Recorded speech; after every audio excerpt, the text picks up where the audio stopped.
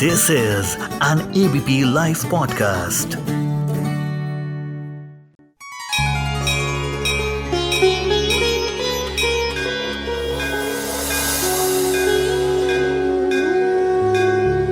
आप सुन रहे हैं रामायणा डायरीज।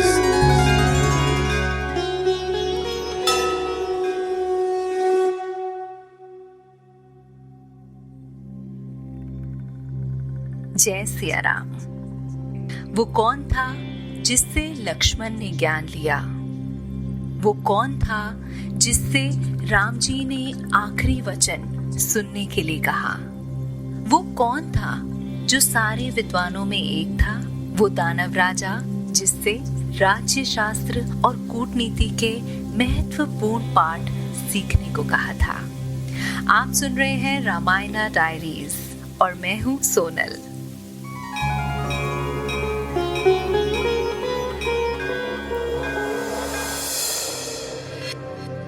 कहानी लंबी है और किरदार हजार, पर हम बात सिर्फ उनकी करेंगे जिससे हम इंस्पायर हो पाए। रावण, विश्व विख्यात विलेन। कौन नहीं जानता ये बात, पर बहुत सी बातें हैं रावण के बारे में जो हम वाकई में नहीं जानते। रावण को अगर डिटेल में जाना जाए और विलेन की छवि को अगर एक बार के लिए भुला दिया जाए तो सीखने के लिए बहुत कुछ है। इतना कि 10 कानों से भी सुना जाए तो कम। बात हो रही है दशानन की। आइए जानते हैं दशानन को। कहते हैं कि शिव जी की 10,000 साल की तपस्या के बाद रावण को 10 सर का वरदान मिला था। And his 10 heads, they are the symbol of his god-like proficiency. So basically बोला जाता है कि वो जो 10 सिर हैं वो 4 वेद और 6 शास्त्रों को मिलाकर है। रावण रामायण कथा के अहम किरदारों में से एक है। उनका किरदार भले ही नेगेटिव हो, लेकिन इस फैक्ट से कोई इनकार नहीं कर सकता कि वो एक बहुत बड़ा विद्वान था, बहुत ही बलवान था। इतना बलवान कि एक बार भगवान शिव के, क्योंकि रावण भगवान शिव का परम भक्त था और वो हमेशा चाहता था कि भोलेनाथ लंका में आकर निवास करें, और वो उनको लेने के लिए गया। जब भगवान शिव ने लंका में रहने से मना कर दिया तो वो अभिमान में आकर पूरा का पूरा कैलाश पर्वत ही, मतलब भगवान शिव जहाँ पर स्थापित हैं उनका पूरा परिवार वहाँ पर कैलाश पर्वत पे, तो पूरा का पूरा कैलाश पर्वत ही उठाकर लंका ले जाने के लिए तैयार हो गया। और ऐसा उसने करा भी। उसने जैसे ही पर्वत के नीचे हाथ लगाया, भगवान शिव ने अपने पैर का अंगूठा जमीन पर टिका दिया और इससे रावण का हाथ पर्वत से दब गया। और उसी वक्त रावण अपनी प्राण की रक्षा के लिए भगवान शिव की स्तुति करने लगा और उस समय रावण ने शिव तांडव स्तोत्र की रचना की थी।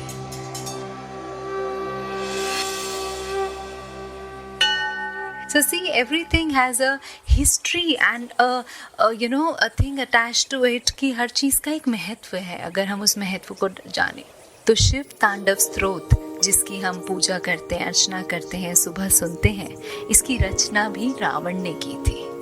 रावण को एक हमेशा से नेगेटिव छवि में ही देखा गया है, बट अगर हम दूसरी तरफ से देखें so he was not a cruel ruler. उन्होंने श्रीलंका पर राज किया और अपने स्टेप ब्रदर कुबेर की जगह रावण ने राज किया and he proved to be the best king ever. And ये बात आज भी जब हम लंका जाते हैं और वहाँ के आज भी वहाँ पर उनके इतने टेम्पल्स हैं और ये सब चीज़ें हैं, so he may not be worship like a god, लेकिन वो एज अ किंग अभी तक बहुत ही प्रभावशाली राजा रहे। और कहा जाता है कि जो रावण का टाइम था वो लंका के लिए सबसे प्रॉस्परस टाइम था। उसके बाद लंका कभी इतनी प्रॉस्परस हुई ही नहीं। रावण के लिए ये भी कहा जाता है कि ही वॉज ब्रह्माज ग्रेट ग्रैंडसन। उनकी छवि जरूर दैत्यों की है, बट ही वॉज पार्टली ब्राह्मण एंड पार्टली दैत्य। रावण को जब हम डिटेल में जानने की कोशिश करते हैं तो एक चीज़ बहुत अच्छी लगती है, that he was a man of ambitions. जब लाइफ से एम्बिशन चला जाता है ना, तो लाइफ मीनिंगलेस हो जाती है, but with ambitions you see growth. तो जिंदगी में जीने का मकसद जरूर होना चाहिए, एंड क्योंकि उससे लाइफ काफी मीनिंगफुल हो जाती है। ये हमें रावण से सीखना होगा, because he always had ambitions in both his hands. Ravan was a great warrior, ये तो हम सबको पता ही है, but he was a learned scholar. Ravan को वेदों की इतनी डीप अंडरस्टैंडिंग थी that he knew 64 kinds of arts and 4 वेद और 6 उपनिषद की उनको पूरी नॉलेज थी। रावण एक राजा थे और बहुत ही पावरफुल राजा थे, लेकिन साथ साथ उनके कुछ पैशन भी थे। और पैशन की बात करें तो उनका एक सबसे बड़ा पैशन था that he was a great musician. और उन्होंने अपने नाम का ही एक म्यूजिकल इंस्ट्रूमेंट जो आज भी यूज होता है, जिसे कहते हैं रावण वीणा, वो इन्वेंट किया था। रावण ने अपने राग भी खुद बनाए थे। Also he was a great Ayurvedic physician, यानी उन्हें वैद्य शिरोमणि की उपलब्धि प्राप्त थी, और इस पे भी उन्होंने काफ़ी किताबें लिखी हैं।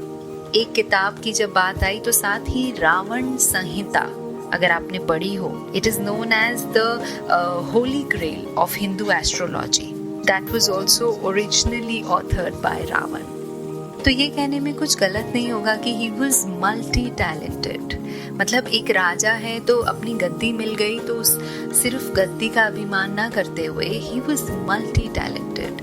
एंड इतनी किताबें जो उन्होंने लिखी, वो सारा ज्ञान जो उन्होंने अपनी प्रजा के लिए लिखा, वो आज भी लोग पढ़ते हैं। जब रामचरितमानस को हम डिटेल में पढ़ते हैं तो ये भी आता है, जो कि एक बहुत इम्पॉर्टेंट पार्ट है रामचरितमानस का, कि रावण को स्त्री का मोह तो था, जो कि उसकी मौत का कारण भी बना, but at the same time he new his boundaries. कहते हैं कि रावण ने एक बार देवी सीता को डराकर उनसे विवाह करने के लिए उन पर दबाव तो बनाना चाहा, पर देवी सीता ने उस समय एक तिनके को उखाड़कर रावण को चुनौती दी थी कि अगर तुमने अपनी मर्यादा पार करने की कोशिश भी की तो ये तिनका इसी क्षण तुम्हारा अंत कर देगा। और फिर रावण ने उस बाउंड्री को क्रॉस नहीं किया, वो उसी चुनौती से घबरा गया और तुरंत अपने महल को लौट गया। So what I feel is that somehow he respected Sita even after her abduction. So here I believe that somehow he respected Sita. And उन्होंने सीता जी को चाहते तो वो उन्हें प्रिजन में रख सकते थे, जंगल में कैदी बना के रख सकते थे, but he gave the prettiest botanical garden, जो उनके किंगडम की सबसे सुंदर जगह थी, उनको वहाँ पर हिफाजत से रखा था। रावण को कभी भी मोक्ष प्राप्ति की इच्छा नहीं थी, वो हमेशा राज करना चाहता था। और जब मोक्ष प्राप्ति की बात आती है तो ये पता चलता है कि रावण को अपनी मौत का कारण भी पता था, और मौत के कारण के साथ साथ उसे ये पता था कि उसे मारने वाला कौन है। उसे ये पता था कि उसे मारने वाले होंगे तो विष्णु के अवतार ही होंगे, और तभी उसे मोक्ष प्राप्ति मिलेगी।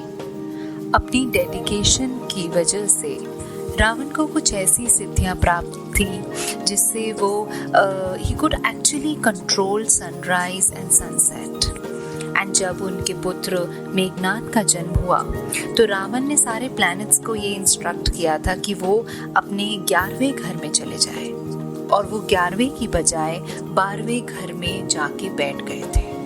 और ये सुनते ही रावण बहुत ज्यादा क्रोधित हो गए और उन्होंने शनिदेव पे अटैक किया था एंड उनको बंदी बना लिया था। रावण शिव जी के साथ साथ ब्रह्मा जी के बहुत बड़े भक्त थे। कहते हैं कि उन्होंने हजारों वर्ष तक ब्रह्मा जी की तपस्या करी थी, और वरदान में उन्हें अमर रहने का ब्रह्मा जी से उन्हें वरदान मिला था। पर इसमें छोटा सा एक फैक्ट था जो कि सिर्फ विभीषण को पता था कि रावण की मौत कैसे हो सकती है। इसकी एक पूरी स्टोरी है, लेकिन कहते हैं कि रावण की मौत तभी हो सकती थी जब उसकी नाभि पे अटैक किया जाए, यानी अगर नेवल पॉइंट पे आप अटैक करोगे तो ही उसकी मौत हो सकती है, अदरवाइज वो हमेशा अमर रहने वाले की, उसको हमेशा अमर रहने की सिद्धि प्राप्त थी। और चूंकि ये बात विभीषण को पता थी विभीषण ने प्रभु राम को उसकी ये वीकनेस बता दी थी। जब 10th डे ऑफ बैटल पे, इसका रामचरितमानस में पूरा बखान है कि 10th day of the battle में विभीषण ने ये वीकनेस राम जी को बता दी थी। Ravan was a face of evil, ये हम सब जानते हैं, लेकिन राम जी उनसे इतनी भी नफरत नहीं करते थे। नो मैटर वो उनके इल डीड्स की वजह से ऑब्वियसली उनको पनिशमेंट दिया और सारा युद्ध हुआ और उनको मार गिराया, लेकिन वो उनकी अच्छाइयों की, जो उनका विजडम है, जो रावण का इंटेलेक्ट है, जो उसकी एजुकेशन है, उसकी हमेशा तारीफ करते थे। और यहाँ तक कि जब रावण अपने डेथ बेड पे था, मतलब जब वो मूर्छित होकर गिर चुका था नीचे, तो राम जी ने लक्ष्मण को ये बोला कि तुम रावण के पास जाओ और उनसे जिंदगी का ज्ञान लेकर आओ, इस दुनिया के बारे में समझ कर आओ, क्योंकि रावण जैसा विद्वान कोई नहीं है और जो वो सिखाएगा वो कोई और तुम्हें नहीं सिखा सकता। लक्ष्मण ने अपने भाई के यानी प्रभु राम के ऑर्डर को मानते हुए वो रावण के पास गए और वो उसके धड़ के पास, जब वो मूर्छित होके गिर गया रावण, वहाँ पर उसके धड़ के पास, उसके जो 10 सिर हैं उसके पास जाके खड़े हुए, लेकिन रावण ने कुछ भी नहीं बोला। तो वो प्रभु राम के पास वापस गए कि प्रभु वो तो कुछ भी नहीं मुझे बोल रहा। तो प्रभु ने एक बात बोली कि जब भी तुम्हें किसी से कुछ सीखना हो तो कभी भी उसके सिर पे जाके मत खड़े हो, उसके चरणों में जाके खड़े हो। और लक्ष्मण ने ऐसा ही किया। वो दूसरी बार रावण के चरणों के पास जाके खड़ा हुआ तो रावण ने लक्ष्मण को जिंदगी के 3 सीक्रेट्स बताए। रावण ने सबसे पहली चीज जो लक्ष्मण को बोली वो ये थी कि अगर हम कोई भी ऑस्पिशियस काम कर रहे हो तो वो हमें तुरंत कंप्लीट कर लेना चाहिए, और अगर कुछ डिले करना है तो जितना भी इनऑस्पिशियस काम है उसको डिले करें। रावण ने कहा शुभस्य शीघ्रम, यानी जितना भी ऑस्पिशियस काम है, जो अच्छा काम है, वो हमें अति शीघ्र कर लेना चाहिए। And this applies to our life also, that we have to set this priority कि हमारी लाइफ का ऑस्पिशियस काम कौन सा है और कौन सा नहीं। रावण ने लक्ष्मण जी को जो दूसरा लाइफ लेसन दिया वो ये था कि कभी भी अपने सामने वाले को अंडर एस्टिमेट मत करो। जैसे कि रावण ने वानर सेना हनुमान जी के साथ जब लंका आई और उन्होंने वानर सेना को देख के एक तरीके से अंडर एस्टिमेट कर दिया था कि मैं तो अमर हूँ, ये बंदर मेरा क्या ही बिगाड़ पाएंगे। लेकिन उनको ये नहीं पता था कि ये ही उनके विनाश का कारण बन जाएंगे, because he underestimated them. So जिंदगी में हमें कभी भी किसी को भी अंडर एस्टिमेट नहीं करना चाहिए। और यहाँ तक कि जब ब्रह्मा जी ने उन्हें वरदान दिया था तो उसमें ये कहा था कि वानर के अलावा या ये जो जीव जंतु हैं, ये जानवर हैं, इसके अलावा तुम्हें कोई और मार सकता है। तो तब रावण ने एक्सेप्ट कर लिया था कि ये जीव जंतु, ये वानर मुझे क्या ही मारेंगे। लेकिन उसको क्या पता था कि ये ही उसकी मौत का कारण बन जाएंगे। और तीसरी चीज जो लाइफ का लेसन रावण ने लक्ष्मण जी को दिया था वो ये था दैट ईगो सिग्निफाइज डार्कनेस। उन्होंने कहा था कि ईगो से it can lead to destruction, और जो रावण ने अपनी जिंदगी में होते हुए देखा। तो ये 3 चीज़ें ऐसी हैं जो आई थिंक हम अपनी लाइफ में भी अप्लाई करें तो it will really help us. तो आज भी रावण की इन्हीं सब क्वालिटीज़ की वजह से उन्हें पूजा तो नहीं जाता, लेकिन उन्हें एक आइडियल किंग माना जाता है। बहुत से इंडिया में भी कई हिस्से हैं साउथ में, बट लंका में अगर आप आज जाएं और देखें तो उन्हें काफ़ी रावण को प्रेस किया जाता है उनकी क्वालिटीज़ की वजह से, उनका स्कॉलर होने की वजह से, उनके एजुकेशन की वजह से, उसके विजडम की वजह से। और आज भी उनकी लिखी हुई किताबें आयुर्वेदा पे या फिर रावण के बनाए हुए इंस्ट्रूमेंट्स आज भी यूज़ होते हैं। पर रामचरितमानस में रावण की बहुत सारी कहानियां हैं जिसको हम डिटेल में जानेंगे। पर फिलहाल लेते हैं विश्राम। आप सुन रहे हैं रामायण डायरीज विद सोनल। जय Siya Ram.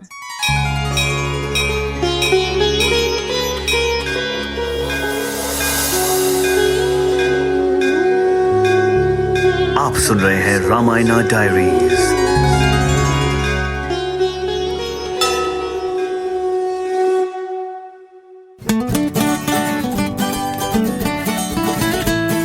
This is an ABP Life podcast.